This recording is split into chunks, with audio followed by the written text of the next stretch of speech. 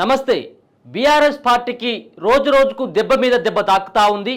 ఒక పక్కన కల్వకుంట్ల కుటుంబంలో ఉన్నటువంటి సభ్యులపైన అనేక రకాలైనటువంటి ఆరోపణలు, కేసులు, మరో పక్కన కాళేశ్వరం లాంటి ప్రాజెక్టులో ఎంక్వైరీలు. వీటిపైన ఆలోచించక ముందే మరో పక్కన పార్టీలో చాలామంది కీలకమైనటువంటి నేతలు ఒక్కొక్కరుగా వాళ్ళ యొక్క రాజకీయ భవిష్యత్తు కోసం పార్టీలు మారుతున్నటువంటి పరిస్థితి. ఇక ఇప్పుడున్నటువంటి బీఆర్ఎస్ పార్టీలో రాను బీఆర్ఎస్ పార్టీలో ఉండేటువంటి వాళ్ళు కేవలం కల్వకుంట్ల కుటుంబంలో ఉన్నటువంటి ఒక ఇద్దరు ముగ్గురు తప్పించి ఇక ఎవరు కూడా మిగిలేటువంటి పరిస్థితి ఇప్పుడు కనబడట్లేదు. చిట్ట చివరికి హరీష్ రావు కూడా వేరే పార్టీకి వెళ్తాడు కావచ్చు అన్నటువంటి సంకేతాలు బయటకు వస్తూ ఉన్నాయి. మనం చూస్తూ ఉన్నాం. గత 15-20 రోజుల కానించి ముఖ్యమంత్రి రేవంత్ రెడ్డి కొన్ని వ్యాఖ్యలు చేయడం జరిగింది. తాను గేట్లన్నీ ఓపెన్ చేస్తూ ఉన్నాం, మేము గేట్లు ఓపెన్ చేసినట్టయితుంటే పార్టీలో ఒక్కడు కూడా మిగలడు, మీకు అందరికి కూడా వెల్కమ్ పలుకుతా ఉన్నామని చెప్పేసి గతంలో రేవంత్ రెడ్డి చెప్పడం జరిగింది. దానికి అనుగుణంగానే ఇప్పుడు ఉన్నటువంటి పరిస్థితులు కూడా చాలామంది బీఆర్ఎస్ పార్టీలో ఉన్నటువంటి వివిధ హోదాల్లో పనిచేసి 9.5-10 ఏళ్ళు మంత్రులుగా పనిచేసినటువంటి వాళ్ళు సైతం కాంగ్రెస్ పార్టీ వైపు వలసలు వెళ్తూ ఉన్నారంటే మరి బీఆర్ఎస్ పార్టీ చేసినటువంటి ఏదైతే గతంలో చేసినటువంటి వ్యవహారాలతోటి ఇప్పుడు అనుభవిస్తున్నటువంటి తీరుతోటి ఒక పక్కన ఫోన్ ట్యాపింగ్కి సంబంధించినటువంటి అంశం, కాళేశ్వరం ప్రాజెక్టు, లిక్కర్ కుంభకోణం, ఈ చాలా సంబంధించినటువంటి భూకుంభకోణాల్లో కల్వకుంట్ల కుటుంబం ఇరుక్కుపోవడం, తెలంగాణ రాష్ట్రంలో రోజు రోజుకు బీఆర్ఎస్ పార్టీ పైన అభిమానం తగ్గడం, బీఆర్ఎస్ పార్టీ అంటేనే చీదరించుకునేటువంటి తీరుగా తెలంగాణ రాష్ట్రంలో బీఆర్ఎస్ పార్టీ తీరు మారిపోయింది. ఎప్పుడైతే కేసీఆర్ టీఆర్ఎస్ పార్టీని బీఆర్ఎస్ పార్టీగా మార్చడం జరిగిందో అప్పటి నుంచి కేసీఆర్కు ఎదురు దెబ్బలైతే తాకుతూ ఉన్నాయి. ఈరోజు కల్వకుంట్ల తారక రామారావు మాజీ మంత్రి, కల్వకుంట్ల చంద్రశేఖరరావు కొడుకు తారక రామారావు ఒక ట్వీట్ చేయడం జరిగింది. ఒక ఎమోషనల్గా ట్వీట్ చేస్తూ ఉన్నాడు. పార్టీ వీడిపోయినటువంటి వాళ్ళపైన కొంత అసహనాన్ని వ్యక్తం చేస్తూ ఉన్నాడు. పోతే పోండి, మీరు మీ వల్ల అయ్యేదేం లేదు, అవసరమైతుంటే 1,00,000 మంది సైన్యాన్ని కూడా మేము తయారు చేసుకుంటాం. మరి ఏదో శూన్యం నుండి మరి లక్షలాది మందిగా తయారు చేసినటువంటి సైన్యం గతంలో కేసీఆర్ నేతృత్వంలో చేసినాం, ఇప్పుడు కూడా లక్షలాది మంది సైన్యాన్ని తయారు చేస్తాం కేసీఆర్ యొక్క ఆధ్వర్యంలో అని చెప్పేసి ఆయన ఒక ఎమోషనల్ ట్వీట్ చేయడం జరిగింది. అంటే ఒక పక్కన ఎవరైతే కేసీఆర్ కానీ కేటీఆర్ కానీ నమ్మినటువంటి బంటులు వాళ్ళే పార్టీలు మారుతూ ఉన్నారు. ఏదైతే కడియం శ్రీహరి మనం చూసుకోవడం జరిగింది, నిన్న బీఆర్ఎస్ పార్టీ నుంచి తన కూతురికి కడియం కావ్యకు టికెట్ కావాలని చెప్పేసి కేసీఆర్ దగ్గర కొట్లాడి కడియం కావ్యకు తన కూతురికి వరంగల్ ఎంపీ టికెట్ ఇప్పించుకోవడం జరిగింది బీఆర్ఎస్ పార్టీ నుంచి. అయితే దానిలో భాగంగానే అక్కడ ఉన్నటువంటి ఒక కీలకమైనటువంటి బీఆర్ఎస్ పార్టీ నేత ఆరూర్ రమేష్కు టికెట్ రాకుండా కడియం శ్రీహరి అడ్డుకొని వాళ్ళ కూతురికి ఇప్పించుకున్నాడు అన్నటువంటి ఒక అభియోగం కూడా ఉంది. అయితే ఇదే సందర్భంలో ఆల్రెడీ కడియం కావ్యకు టికెట్ ఇచ్చి టికెట్ నేమ్ ప్రకటించిన తర్వాత 15 రోజుల తర్వాత దరిదాపుగా కడియం కావ్య తాను నిన్న ఒక ట్వీట్ చేయడం జరిగింది. నేను బీఆర్ఎస్ పార్టీ నుంచి పోటీ చేసేందుకు సిద్ధంగా లేను, ఇప్పుడు జరుగుతున్నటువంటి పరిణామాల నేపథ్యంలో పార్టీని ఆదరించేటువంటి వాళ్ళు లేరు, జిల్లాలలో పార్టీ నాయకత్వం అంతా కూడా ఆగమైపోయింది కాబట్టి నేను పోటీ చేసినా ఓడిపోయేటువంటి పరిస్థితి ఉన్నది కాబట్టి అయ్యా మీకు ఒక దండం పెడతా ఉన్నా కేసీఆర్ ఇక నేను పోటీ చేయను, దయచేసి నేను చేసినటువంటి విజ్ఞప్తిని మన్నించి నాకు టికెట్ క్యాన్సిల్ చేయాలన్నటువంటి ఆ భావనని తను ఒక నోటు ద్వారా మరి వ్యక్తపరిచింది. అంటే రేపు రానున్నటువంటి రోజులలో బీఆర్ఎస్ పార్టీలో 17 మందిని అభ్యర్థులను ప్రకటించిన తర్వాత ఒక్కొక్కరు కూడా వాళ్ళు టికెట్ వద్దని చెప్తా ఉన్నారట. ప్రకటించినటువంటి అభ్యర్థులు కూడా దండం అయ్యా, నీకున్నటువంటి నీకో దండం, నీ పార్టీకో దండం, మేము ఇక పోటీ చేసేటువంటి పరిస్థితి లేదు, తెలంగాణలో మొత్తం పార్టీ అంతా ఆగమైపోయింది, పచ్చగున్నప్పుడేమో పదవులు మీరు అనుభవించిళ్ళు, ఇప్పుడు మమ్మల్ని ముంగడ పెట్టి మా ఇచ్చేది తీసేందుకు మాకు టికెట్ కేటాయిస్తూ ఉన్నారు, ఇది గెలిచేది కాదు పోయేది కాదు కాబట్టి మాకు టికెట్లు వద్దు అన్నటువంటి వ్యాఖ్యలు వాళ్ళు చేస్తూ ఉన్నారట. చూసుకోవచ్చు, నిన్న కడియం శ్రీహరి కూతురు కడియం కావ్య ఇద్దరు కూడా పార్టీ మారబోతా ఉన్నారన్నటువంటి వార్తలు వస్తూ ఉన్నాయి. ఇదే నిజంగా పోతా ఉంది. వాళ్ళు ఎల్లుండికి షెడ్యూల్ ఖరారు చేసుకోవడం జరిగింది. ఒక పక్కన తండ్రి, మరొక పక్కన కూతురు. కడియం శ్రీహరి ఏమో స్టేషన్ గన్పూర్ ఎమ్మెల్యేగా కొనసాగుతూ ఉన్నాడు. కడియం కావ్య ఇప్పుడిప్పుడే రాజకీయాల్లోకి వస్తూ ఉంది. రేపు కాంగ్రెస్ పార్టీ వరంగల్ ఎంపీగా ఎంపీగా బరిలోకి దించేందుకు కడియం కావ్యను మరి బరిలోకి దించేటువంటి అవకాశం అయితే కనపడతా ఉన్నది. ఆమెకే టికెట్ కేటాయించాలని చెప్పేసి అయితే కాంగ్రెస్ అధిష్టానం ఇన్ని రోజుల బట్టి పెండింగ్లో ఉంచినట్టుగా తెలుస్తూ ఉంది. వరంగల్ని ఇప్పటివరకు కూడా ఎవరికి కూడా కేటాయించలేదు. కడియం శ్రీహరి తోటి మంతనాలు జరిపిన తర్వాతనే వాళ్ళ కూతురికి ఇచ్చేటువంటి పరిస్థితి ఉంటుంది. ఆయనను కూడా పార్టీలకు ఆహ్వానించినట్టు ఉంటే పార్టీకి బలం పెరుగుతుంది అన్నటువంటి ఒక ఆలోచనతోటి రేవంత్ రెడ్డి అక్కడ ఒక వ్యూహాత్మకంగా అడుగులు వేసి కడియం శ్రీహరిని మరి పార్టీలోకి తీసుకురావడమే గాక కడియం కావ్యకి టికెట్ ఇచ్చేటువంటి అంశం పైన ఒప్పందం చేసుకున్నట్టుగా తెలుస్తూ ఉంది. ఇదొక పక్కన అయితే మరో పక్కన కేసీఆర్కి అత్యంత నమ్మకమైనటువంటి వ్యక్తి కుడిభుజంగా పేరున్నటువంటి కేశవరావు ఎంపీ రాజ్యసభ ఎవరైతే ఉన్నారో పార్టీకి మరి చాలా రోజుల నుంచి కష్టపడి పనిచేస్తున్నటువంటి వ్యక్తి కేశవరావుతో పాటు తన కూతురు గద్వాల విజయలక్ష్మి జిహెచ్ఎంసీ మేయర్గా కొనసాగుతూ ఉంది. వీళ్ళిద్దరు కూడా పార్టీ మారబోతా ఉన్నారట. వాళ్ళు ఆల్రెడీ కన్ఫర్మ్ అయిపోయింది, వాళ్ళు కూడా పార్టీ మారిపోతా ఉన్నారు. మరో పక్కన ఒక దానం నాగేందర్ ఇప్పటికే పోయిండు, 3-4 సిట్టింగ్ ఎంపీలు కూడా పార్టీకి దూరం అయిపోయిండు. వీళ్ళందరినీ ఉద్దేశంలో పెట్టుకొని ఒక పక్కన ఏదైతే పార్టీలో ఎమ్మెల్యేలు దూరం అయిపోతా ఉన్నారు, ఇంకొక పక్కన కీలకమైనటువంటి నేతలు దూరం అయిపోతా ఉన్నటువంటి సందర్భంలో కేసీఆర్ కానీ కేటీఆర్ కానీ ఎవరికి కూడా ఏం చేయాలో పాల్పోవట్లేదు. కాబట్టి ఒక ట్వీట్ పెట్టడం జరిగింది. ఆ ట్వీట్లో ఉన్నటువంటి ఒకసారి అర్థాన్ని కూడా చూసేటువంటి ప్రయత్నం చేద్దాం. కేటీఆర్ పెట్టినటువంటి ట్వీట్ కనుక చూసినట్టయితే ఉంటే, శూన్యం నుండి సునామీ సృష్టించి అసాధ్యం అనుకున్న తెలంగాణ రాష్ట్రాన్ని సాధించిన దిశాలి మన కేసీఆర్. ఒక్కడిగా బయలుదేరి లక్షలాది మంది సైన్యాన్ని తయారు చేసి ఎన్నో అవమానాలు, ద్రోహాలు, కుట్రలు, కుతంత్రాలు అన్నిటినీ ఛేదించిన ధీరత్వం కేసీఆర్. అలాంటి ధీరుడిని కొన్ని కప్పదాట్లు, ద్రోహపు ఎత్తుగడలతో దెబ్బతీయాలనుకునే రాజకీయ బేహారులకు తెలంగాణ ప్రజలే జవాబు చెప్తారు. ప్రజా ఆశీర్వాదం మద్దతుతో 14 ఏళ్లు పోరాడి ఉద్యమ పార్టీగా తెలంగాణ సాధించి తెచ్చుకున్న తెలంగాణ దిశను మార్చి కోట్లాది మంది జీవితాల్లో వెలుగులు నింపిన కేసీఆర్ గారిని బీఆర్ఎస్ పార్టీని ప్రజలే గుండెల్లో పెట్టుకుని కాపాడుకుంటారు. నికార్సైన కొత్త తరం నాయకత్వం తయారు చేస్తాం, పోరాట పంతంలో కదం తొక్కుతామన్నటువంటి ఒక ట్వీట్ని చేయడం జరిగింది. ఒక ఎమోషనల్గా ఏది మళ్ళా కూడా ప్రజల్ని రెచ్చగొట్టాలి కదా, ప్రజల్ని రెచ్చగొట్టేటువంటి ట్వీట్ ఏమని చెప్తా ఉన్నాడు అంటే, శూన్యం నుండి సునామీ సృష్టించి అసాధ్యం అనుకున్న తెలంగాణ రాష్ట్రాన్ని సాధించిన దిశాలి మన కేసీఆర్. దీంట్లో అమరులు వేయిన్లు, తెలంగాణ ఉద్యమంలో తెలుదశలో మలిదశలో చచ్చిపోయినటువంటి అమరులంతా కూడా వాళ్ళ త్యాగాలంతా పోయినాయి.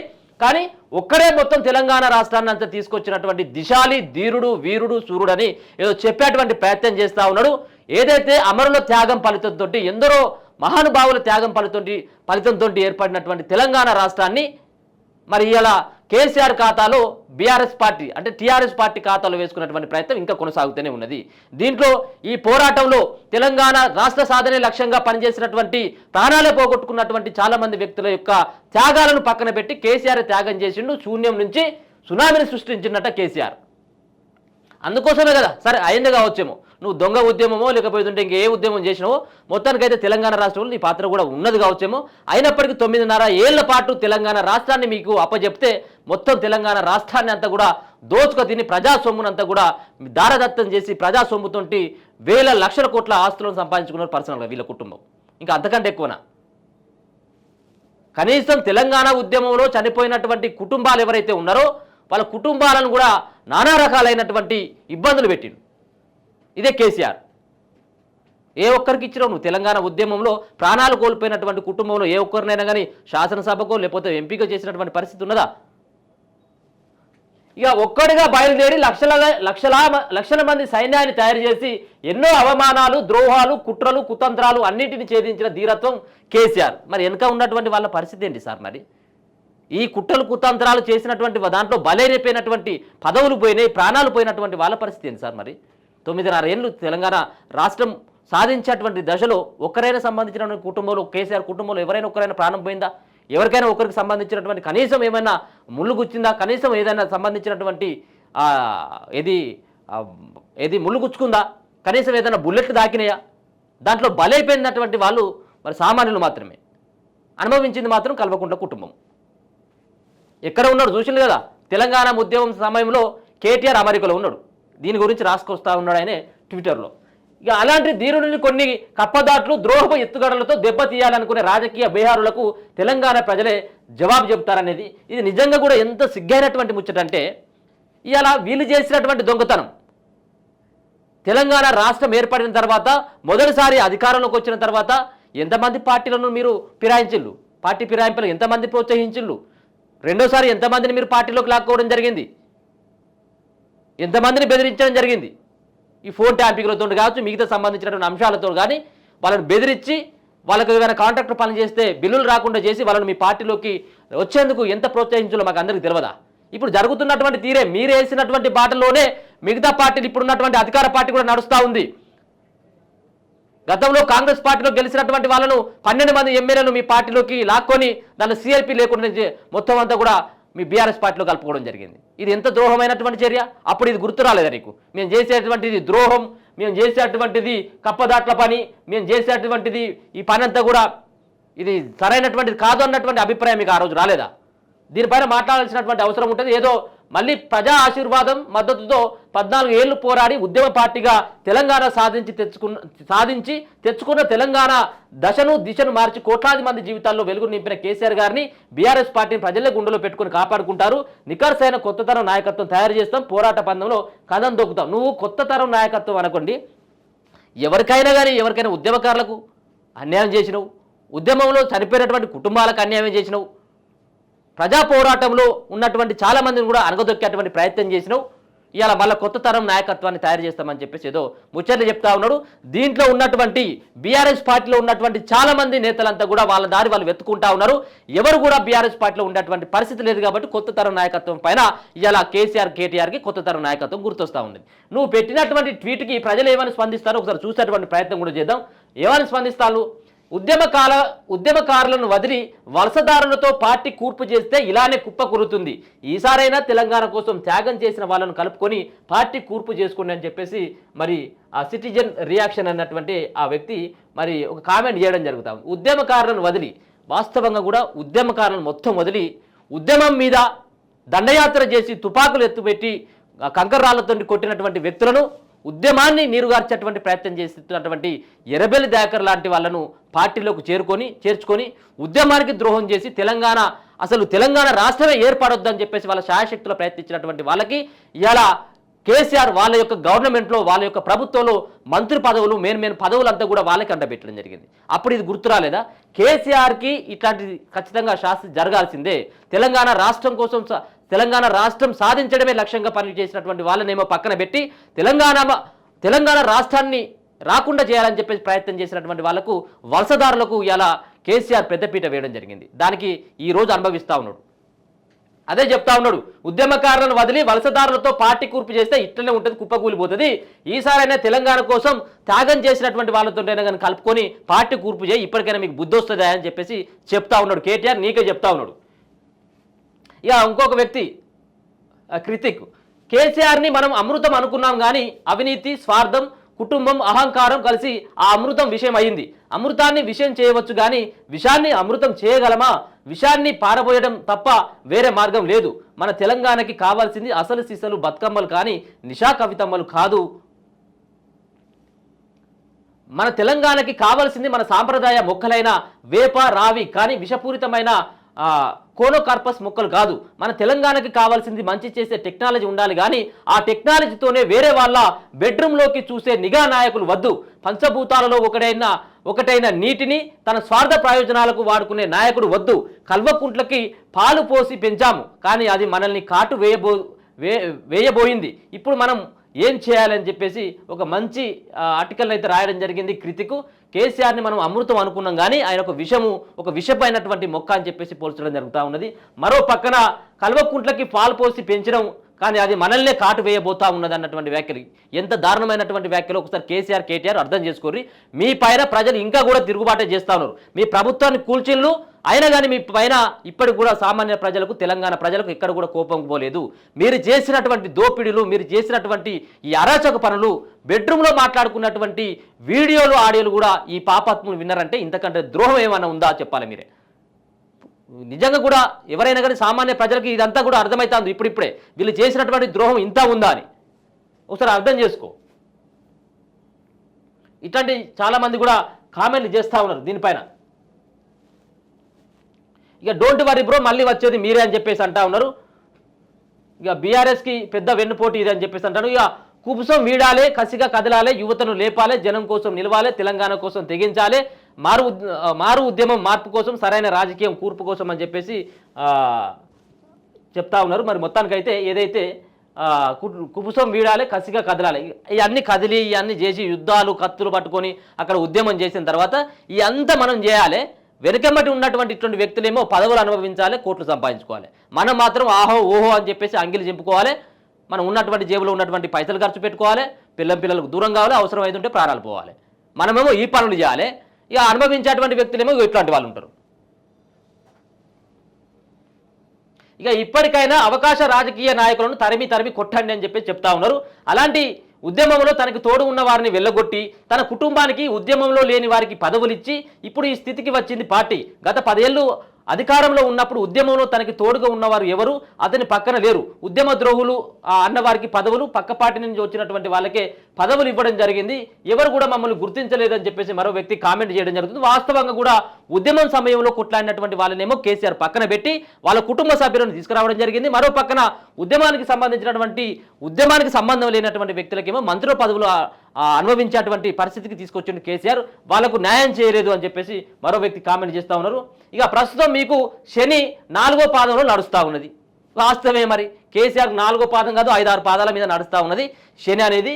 వాస్తవంగా కేసీఆర్కి ఏ దిక్కుపోయినప్పుడు కూడా ఒక పక్కనేమో బిడ్డ పోయేమో తీహార్ జైల్లో ఊసలు లెక్క పెడతా ఉన్నది. రేపో మాపో కల్వకుంట్లలో తారక రామారావుకు ఫోన్ ట్యాపింగ్కి సంబంధించినటువంటి అంశం కావచ్చు, ఇది ఆయనకు మెరుగుపడేటట్టున్నది. మరో పక్కన సంతోష్ రావుకు టానిక్కు సంబంధించినటువంటి అంశం, ఫోన్ ట్యాపింగ్ సంబంధించినటువంటి దాంట్లో ఆయన కూరుకుపోయాడు. కాళేశ్వరం ప్రాజెక్టులేమో హరీష్ రావు రేపు మాపు పోయేటట్టున్నాడు. ఇక కేసీఆర్ది ఏమో పొద్దు వ్యవహారం ఉంది కదా, ఇప్పుడు ఫోన్ ట్యాపింగ్లో రేవంత్ రెడ్డి ఫోన్ ట్యాపింగ్లు, వేరే వాళ్ళ ఫోన్ ట్యాపింగ్లు చేస్తూ ఉన్నాడు.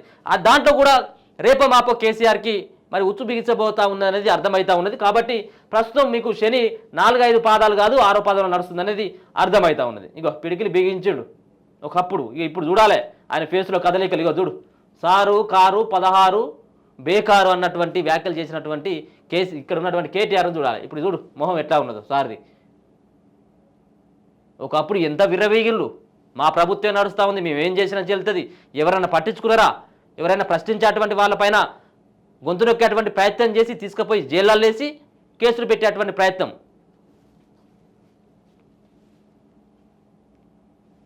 ఇక కట్టే కాలేదాకా మేము కేసీఆర్తోనే ఉంటాం, బీఆర్ఎస్తో ఉంటాం, జై తెలంగాణ అని చెప్పేసి ఉత్తమ్ అంటా ఉన్నాడు. సరే ఓకే, ఇవాళ అభిప్రాయాన్ని వాళ్ళు వ్యక్తం చేయొచ్చు.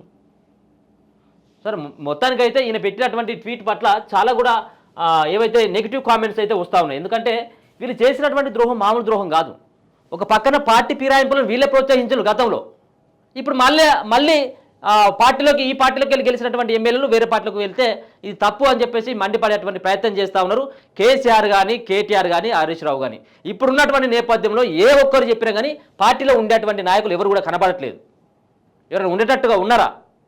పార్టీలో మంత్రి పదవులు అనుభవించినటువంటి వ్యక్తులు, ఇంకా ఇంద్రకరణ్ రెడ్డికి ఏమైందా? దేవాదాయ శాఖ మంత్రి ఏమో ఇచ్చిండు ఆయన పోతాడా? కడేన్ శ్రీహరి డిప్యూటీ సీఎంగా ఇచ్చిండు, ఆయన పోతా ఉన్నాడా? మాజీ ఎమ్మెల్యేలు, ఎంపీలు వీళ్ళందరూ కూడా పార్టీ మారుతూ ఉన్నారు. కాబట్టి ఈ రోజు ఉన్నటువంటి పరిస్థితి రేపు కేసీఆర్కి మళ్ళీ ఉండకపోవచ్చు. ఒక రోజుకు ఒక 4 పార్టీ నుంచి జంప్ అవుతున్నటువంటి వాళ్ళే చూసుకోవచ్చు. ఒక పక్కన రేవంత్ రెడ్డి కూడా కామెంట్ చేసినటువంటి నేపథ్యంలో చాలామంది కూడా కాంగ్రెస్ పార్టీ వైపు చూస్తూ ఉన్నారు ఇప్పుడున్నటువంటి పరిస్థితుల నేపథ్యంలో. ఎందుకంటే ఒక పక్కన ప్రభుత్వం ఏర్పడి 120 రోజులు కూడా కావట్లేదు, ఇప్పుడే ఇంతమంది జంప్ అవుతూ ఉంటే రానున్నటువంటి ఇంకా రోజులలో అసలు బీఆర్ఎస్ పార్టీ తెలంగాణలో ఉంటుందా అన్నటువంటి అనుమానం అయితే కదులుతూ ఉంది. మరొక పక్కన కేటీఆర్ చేసినటువంటి ట్వీట్ నేపథ్యంలో ఒక పక్కన ఎమోషనల్గా ట్వీట్ చేయడం జరిగింది. పార్టీ మారుతున్నటువంటి ద్రోహుల పట్ల ఖచ్చితంగా కూడా నేను మళ్ళీ ఏదైతే ఉంటుందో చర్యలు తీసుకునేటువంటి అవకాశం ఉంటుంది, వాళ్ళకి ఇంకోసారి అవకాశం ఇవ్వం, మళ్ళీ పార్టీని కూడా కూర్పు చేసుకుంటాం, అసలైనటువంటి సైన్యాన్ని కూడా మళ్ళీ తయారు చేసుకుంటాం అన్నటువంటి వ్యాఖ్యలు ట్విట్టర్ వేదికగా కేటీఆర్ చేసినటువంటి పరిస్థితి. చూస్తూనే ఉండండి మన తొలి వెలుగు.